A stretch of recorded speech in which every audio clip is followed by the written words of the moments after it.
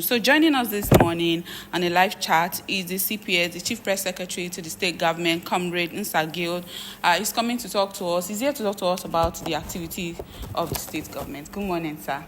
Yeah, good morning. It's a pleasure to be here. Good morning, It's always a delight to have you, sir. Happy New Month, sir. Yeah, wish you the same. How are you doing, sir? Very well. You look fantastic. Thank you so much. All right, before we get into the business of the day, you can agree with me that the Cross River State policies has been run on the trajectory of peace, love, and growth. And it's on that note that the APC, the All Progressive Congress, have declared their support for His Excellency and the Deputy Governor for come forth at the 2027 gubernatorial election. So what are your thoughts on that before we dive into the deal of the day? Yeah, they've just done the right thing. Yeah. You know, they've just done the right thing because they know they've known and they've seen the seamless, progress and relationship. Yeah. And how things have ran in the government and in the state. Right now the deputy governor is in acting capacity. Absolutely. And you see that a lot of things are still going on. There's smooth administration that is going on. So it shows you how the excellence, in the administration, and that is what Prince Otu, stands for. Okay. And he has been able to establish, the government to run, seamlessly, such that institutions are made to function the way it should function. Right. That's why he's able to take some time off. He took 3 weeks leave. Yeah. And by next week he should be back in the office. And it's just obvious. The party, we want to say thank you to the party for recognizing excellence and rewarding hard work.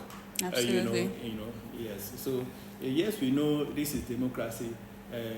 One or two persons may want to show Object, face. yes. The party have declared their stand. Absolutely. So that is the truth. That is the truth. It's democracy. Another party may come and say, okay, they have their own candidates. It's their wish, but Crossivarians know the truth and they know the effort of the governor. So everything, the credit goes to the governor, that the acting governor is able to work seamlessly, function seamlessly without any issue. It shows the kind of leadership we have. So Prince Otu has offered leadership to Cross River and is putting Cross River on the right track. Absolutely. Cross River State made the right choice by, voting for Senator Prince Bassey Didotu. And of course, my support goes out for him. I mean, who wouldn't see what he's doing in the state currently, and it's amazing. CPS, I'd like you to, we just ended the first quarter of the year. I'd like you to run us through all of the activities that have gone out, in the state.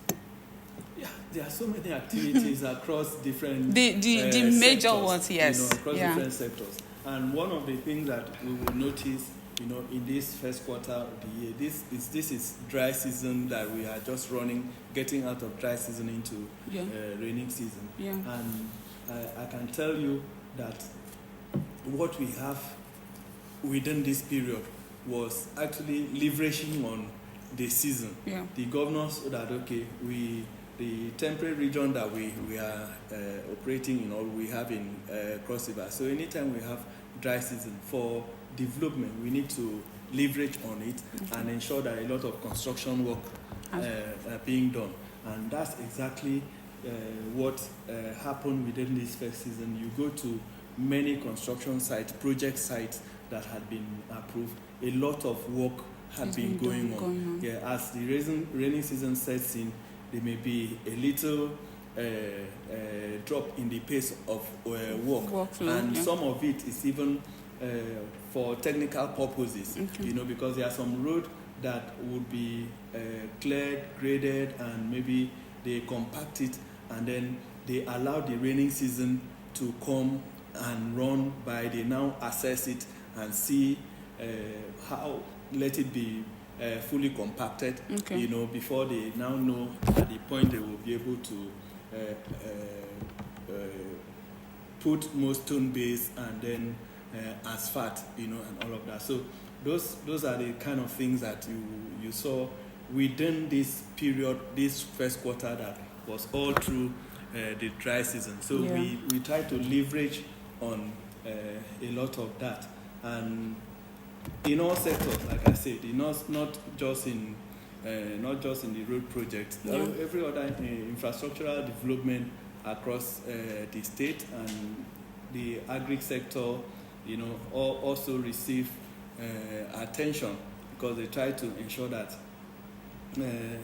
you know, farmers get the right things to do. Right now in the agri sector, I know the commissioner for agric, we spoke the other time, and I was told about, you know, the mini tractor that the State Executive Council had approved, and Okay. those tractors are already in ground. They are on ground and they are assembling it. Okay. And so we've really tried to leverage on this first quarter being a dry season, you know, for us to ensure a lot of things are being done. We won't be hampered by weather in any way. So I'm just wrapping it up in that way, that a lot of things have been done, and I've cited instances, you know, a lot of contractors have received a lot of financial backup to ensure that they get their projects Executed. executed. And, you know, we are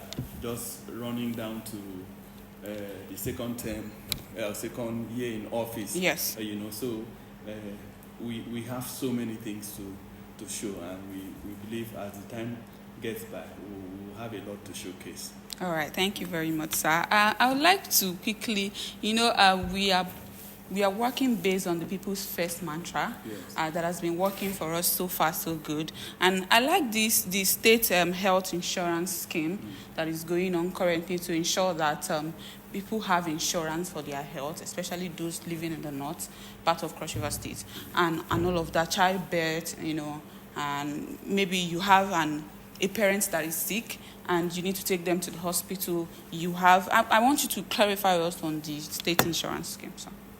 Okay, the state insurance scheme is functioning. Yeah. You know, it's functioning, and I know that how it's been operated. You know, it's there may be few challenges. Yeah. But I can assure you that upon every challenge, you know, we have a government that does not go to sleep until it ensures that challenges are being addressed, you know. So the state insurance scheme is functioning as it is being designed. It's like a contributory scheme, and people, it's voluntary. Yeah. It's voluntary. So you can, on your own, you know, sign up for it. Okay. And then get to benefit from it. Okay, so, I have to, sorry to cut yeah. you short, sir. I have to sign up for the scheme in order for me to be able to benefit from the insurance scheme. Yes. Okay. Yes, you have Okay. to sign. You have to sign up for Okay. it for Okay. you to benefit. Okay. You know, there are some that there's a corporate sign in. You Okay. know, for sign on for the scheme, Okay. and that means collectively you have a group of workers, you know, who sign on to it, and with that they have attention in the hospitals as they get to the hospital or the health centers or the registered institutions, health institutions in the state. Yeah, I hear recently there was an operation surgery carried on there, and it was successful. And part of the insurance scheme, we have prescription medication, emergency medical care. You know, you get all of these treatments and at the insurance scheme. I'm really excited about it because it's not something we get to see in Cross River State every now and then. So I'm really excited. One addition that we don't need to skip on, that is the effort of the wife of the governor, because she has been able to bring a lot of experts and partners, you know, into the healthcare sector, and then and a lot of them have carried out outreaches, to different communities across the 3 senatorial districts, and they've given free surgeries, free medical care in eye in care. I totality, saw it, yes. taking care of children as well. Exactly. Yeah. So Her Excellency has done a lot to ensure that we get to the less privileged and get to community, the hard to reach community, to have a feel of government, and feel the impact that yes, indeed, this is people's first government, and they care for the people, and they are addressing issues, bit by bit, and we are sure that anyone who doesn't benefit today, tomorrow may just be absolutely. The people's first governor, of course. Let's quickly talk about the award that was conferred with prestigious, remark to the governor of Cross River State that was, received by his deputy a few days ago. Talk to us about that, sir. Okay, that award was the governor was conferred with prestigious recognition as the best governor of the year in economic transformation. And indeed, if this came out of independent analysis. Yes, this is it was done by independent newspapers. Yes, independent daily newspaper. Sorry, sir. But the truth also is that it was an independent analysis. They looked at different state government. They looked at and say, what really stands this man out? What really stands this governor out, or this state government out?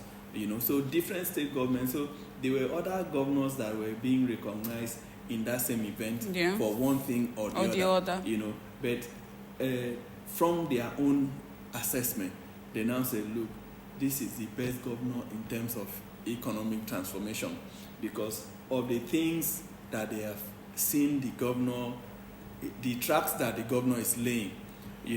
There's one of the things that can be cited, is like the governor inherited a lot of projects, and knowing that most of those projects are government, the public funds have been spent on it. He refused to abandon it. He had to follow it up to ensure that those things get to function. One instance is the Bakassi Deep Sea Port. Yes, it's a brilliant idea that was brought by the immediate past governor. And Governor too came, looked at it, analyzed it, looked at what points did they drive it up to, and picked it from there and drove it further as we are experiencing now. Right now, as we talk, they are wrapping up in terms of the geophysics and technical survey that was being done at the site for the Bakassi Deep Sea Port.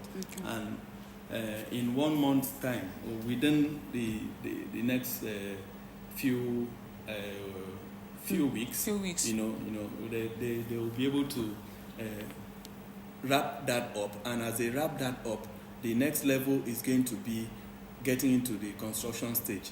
So we have independent investors, that have been able to make their independent assessment and understand that, look, this is a lucrative a business venture.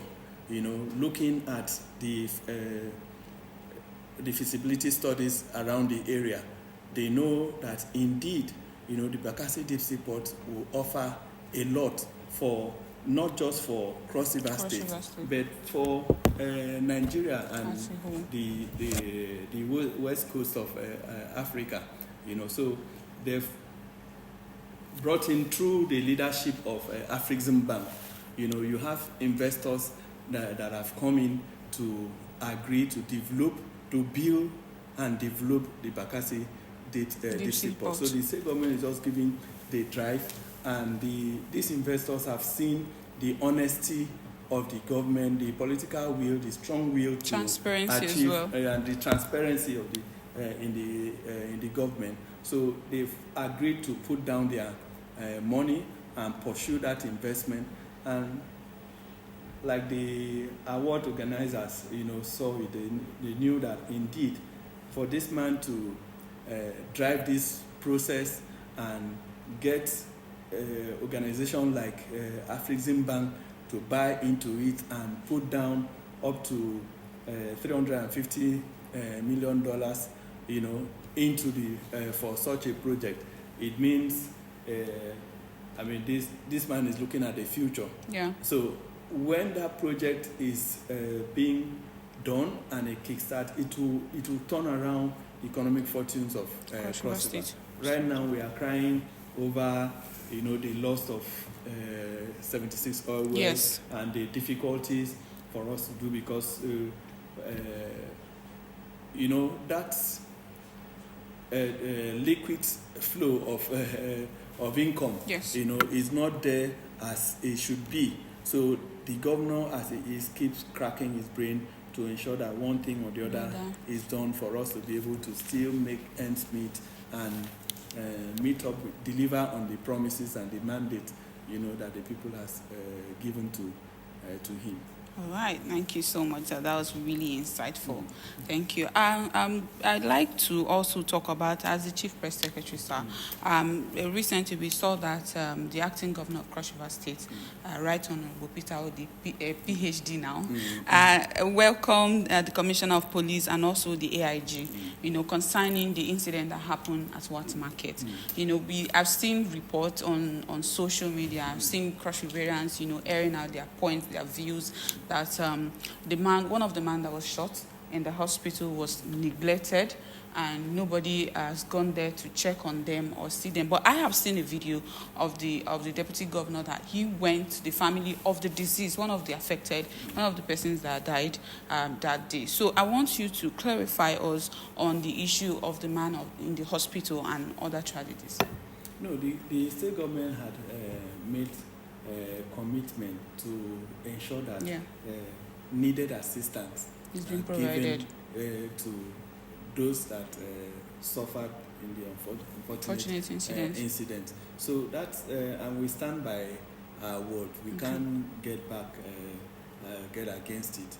So I don't think so. I don't think that government has abandoned any of those victims, even though it wasn't caused by them nor by government, but some casualty and unfortunate incident occur like that, so it's the place of government and the people's first government, like we pride ourselves on, to step in and see what they can do for the people, and that's exactly what we've been trying to do. Like you've noted that you saw the governor, the acting governor, visiting the deceased family. Yes. And I'm sure I didn't join his team that day, but I'm sure he must have also sent a delegation if he didn't personally go to the hospital. To the hospital,